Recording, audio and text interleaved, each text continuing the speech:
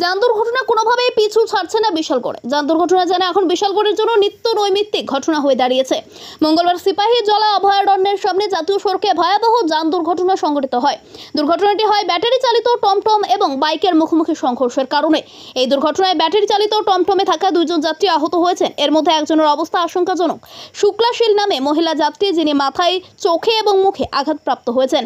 দুর্ঘটনার পরপরই রাস্তায় প্রত্যক্ষদর্শীরা একটি অ্যাম্বুলেন্সকে দেখতে পেয়ে এই অ্যাম্বুলেন্স থামিয়ে গুরুতর অবস্থায় শুক্লাশীলকে বিশালগড় মহকুমা হাসপাতালে নিয়ে আসে।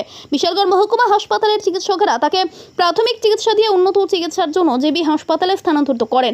অন্যদিকে শিল্পী খাতুন নামে আরেকজন মহিলা যাত্রী, যিনিও অল্প বিস্তর আহত হয়েছেন, তার চিকিৎসা বিশালগড় মহকুমা হাসপাতালে চলছে বলে খবর। এদিকে এই ঘটনার খবর পেয়ে হাসপাতালে ছুটে আসে বিশালগড় থানার পুলিশ।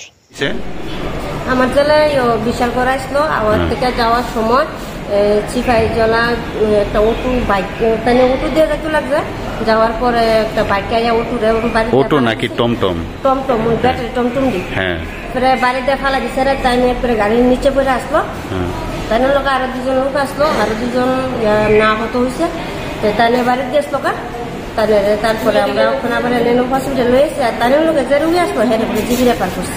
মানে টোটাল দুইজন আহত হয়েছেন তাইনের লইয়া না? মানে তাইনের বাড়ি কোথায়? তাইনের বাড়ি চড়লাম। আর ওই লোকটার বাড়িও তো চড়লাম। ওই লোকটার বাড়ি কইটি ছুটি কইতাম পারি না। এখন আপনারা নিয়েছেন তাইনের? হ্যাঁ, তাইনে আমার জানা আমি ওখান তাইনে বাড়িতে গেছে বলে আমরা ওখানে নিয়ে আসি।